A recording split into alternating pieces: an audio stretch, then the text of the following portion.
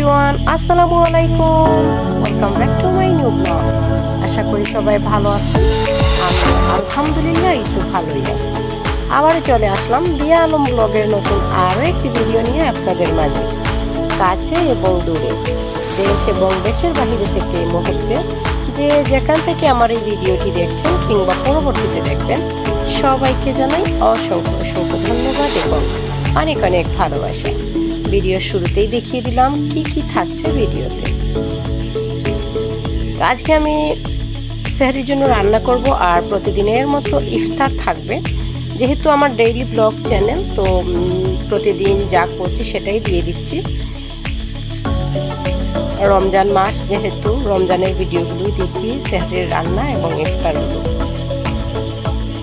আর এই যে দেখুন, এখানে সেহরির জন্য আমি রান্না করব মুরগির মাংস, একটু ঝুলঝুল করব। আর মুরগির মাংসের জন্য এখানে রসুন, আদা আজকে আমি থেতু করে দিয়েছি হামানদিস্তায়। তো একদম মানে ফ্রিজিং করা এগুলো না দিয়ে আমি টাটকা দিলাম, যাতে ফ্লেভারটা ভালো আসে। তো যে যেখান থেকেই দেখছেন সবাইকে আবারও অনেক অনেক ভালোবাসা এবং অসংখ্য ধন্যবাদ। ভিডিওটি দেখুন, যদি ভালো লাগে অবশ্যই লাইক কমেন্ট শেয়ার করে দেবেন। তো আলহামদুলিল্লাহ, দেখতে দেখতে রমজান মাস প্রায় শেষ পর্যায়ের দিকে চলে আসলো। কার কেমন যাচ্ছে রমজান মাস অবশ্যই জানাবেন। আলহামদুলিল্লাহ আমাদের ভালো যাচ্ছে।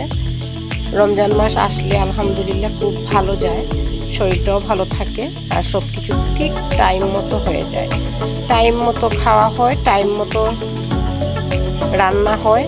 আর রমজান মাস ছাড়া কিন্তু টাইম মতো আমরা রান্না বাড়া করি না। যখন ইচ্ছে তখন করতে করি, ঠিক আছে, বাট এতটাও মানে হিসাব করি না। হিসাব করে সুন্দর মতো কাজগুলো হয়ে যায় এবং নামাজও হয় খুব সুন্দরভাবে।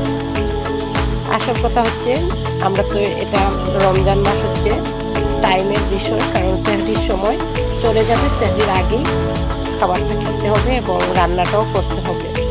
সব কিছু টাইম টেবিল করাতে খুব ভালো হয়, এই জন্য কাজগুলো খুব গুছানো এবং খুব ভালো হয় আমি মনে করি। কার কাছে কেমন লাগে জানি না, তবে আলহামদুলিল্লাহ রমজান মাস আসলে আমার খুব ভালো লাগে। তো দেখতে দেখতে চলেই যাচ্ছে, দেখুন প্রায় 20টা রোজা চলেই গেল দেখতে দেখতে। তো রহমত বরকতের দিনগুলো চলে যাচ্ছে। আল্লাহ সবাইকে এই রহমত বরকত মাগফিরাতের দিনের উসিলায় সবার গুনাহ যেন আল্লাহ মাফ করে দেন, সবার ইবাদত যেন আল্লাহ কবুল করেন। সবার জন্য অনেক অনেক দোয়া রইল। সবাইকে আল্লাহ সব সময় ভালো রাখুন। আমি কিন্তু কথা বলতে বলতে মাংসটা বসিয়ে দিয়েছি, আর এখানে মাংসগুলো এরকম আমি রান্না করছি। এরকম রান্না করলে আমার কাছে ভীষণ ভালো লাগে। এক একদিন এক এক রকম রান্না করি, ভিন্ন রকম রান্না করলে কিন্তু খেতে ভালো লাগে। এক একদিন এক এক রকম রান্নাটা করি। তো যারা আমার ভিডিওটি দেখছেন কার কাছে কেমন লাগে জানি না, তবে যেহেতু আমার ডেইলি ব্লগ, ডেইলি যা রান্না করছি সেটাই কিন্তু দিয়ে দিচ্ছি। তো ভিডিওটি দেখুন, আশা করি ভালো লাগবে।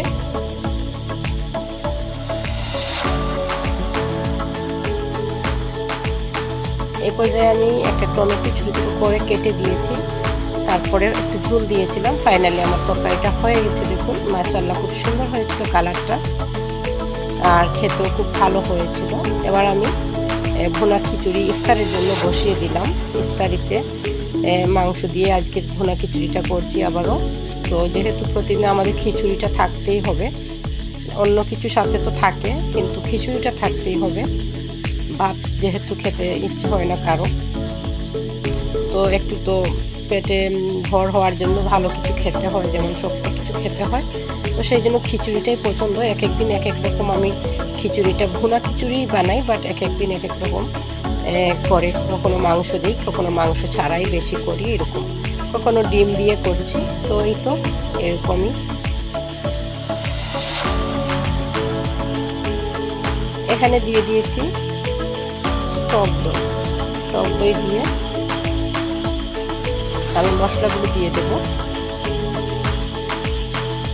তো সারাদিন রোজা রেখে একটু আমি মনে করি একটু নরম নরম থাকলে খিচুড়িটা ভালোই হয়। আমি তারপরেও কিন্তু একটু নরম রাখার চেষ্টা করি।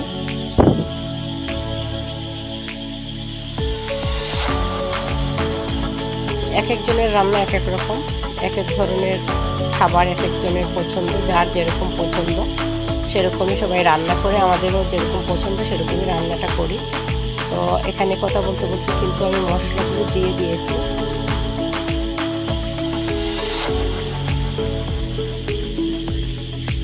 আলহামদুলিল্লাহ আমার খুব ভালো লাগছে যে রমজান মাস, গত বছরও কিন্তু আমি চ্যানেলের মধ্যে এতটাও কাজ করিনি, এই বছর যেরকম আর কি কাজ করছি।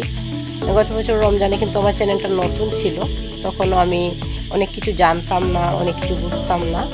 তো আমার চ্যানেলে অনেক ভিডিও আছে, কয়েকটা দিয়েছি আমি রমজানের গত বছরের। তো তখন আমি অনেক কিছুই জানতাম না। মাশাআল্লাহ আলহামদুলিল্লাহ এই বছর আমার চ্যানেলটাও মনিটাইজেশন হয়েছে, গুগল পিনও পেয়েছি এবং অনেক কিছু জানতে পারছি কিংবা জানি, আবার অনেক কিছু জানি না, অনেক কিছু শেখার আছে। কারণ এখানে কাজ করা এত সহজ নয়, অনেক কিছু শেখার আছে, অনেক কিছু মেনে চলতে হয়, অনেক ধৈর্যের সাথে কাজ করতে হয়। ইউটিউবিং করা এত সহজ নয়, যারা আমরা করি তারাই আমরা জানি ইউটিউবে কতটা কষ্টের সাথে ধৈর্যের সাথে কাজ করতে হয়।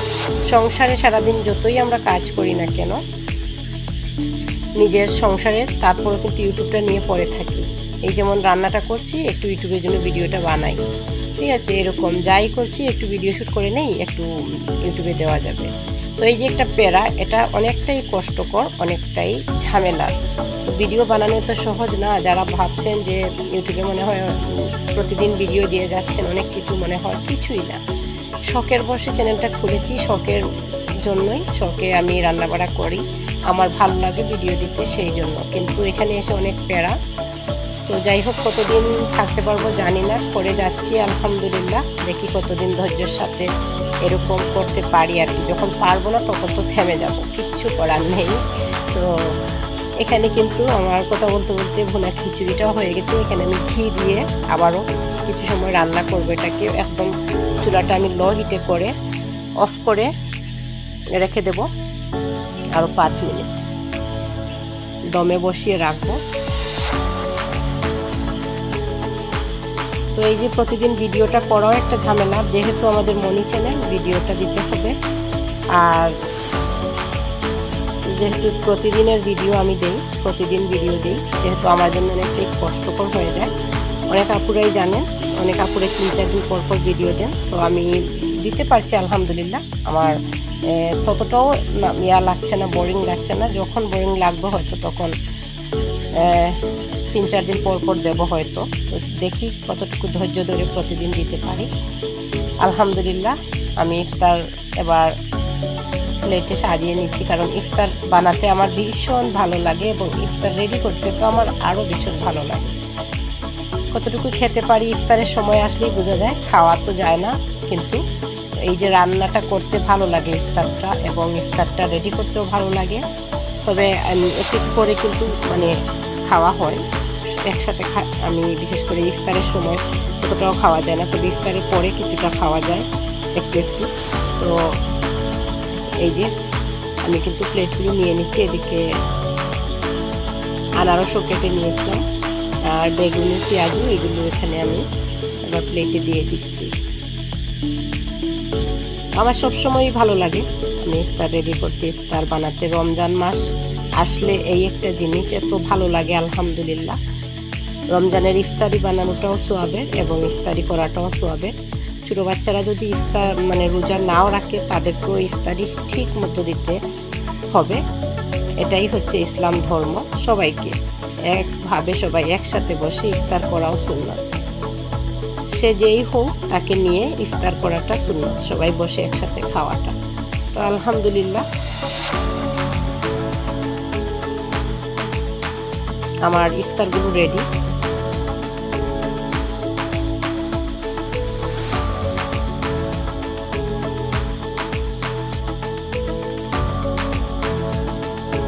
তো সব কিছু আমি একটু একটু করে নিলাম, আমার ইফতারগুলো রেডি করে দিলাম। তো আপনাদের কাছে আজকের ভিডিওটা কেমন লাগলো অবশ্যই কমেন্ট বক্সে কমেন্ট করবেন। সবাই ভালো থাকবেন, সুস্থ থাকবেন। নেক্সট আরও একটি নতুন ভিডিও দেখার আমন্ত্রণ জানিয়ে আজকের ভিডিওটা আমি এখানেই এন্ড করব। সেই পর্যন্ত সবাই ভালো থাকবেন, সুস্থ থাকবেন এবং সবসময় সবাই দিয়া আলম ব্লগের সাথেই থাকবেন। দিয়া আলম ব্লগের সবার সাথে আছে এবং থাকবে ইনশাআল্লাহ। আল্লাহ হাফেজ, আসসালামু আলাইকুম।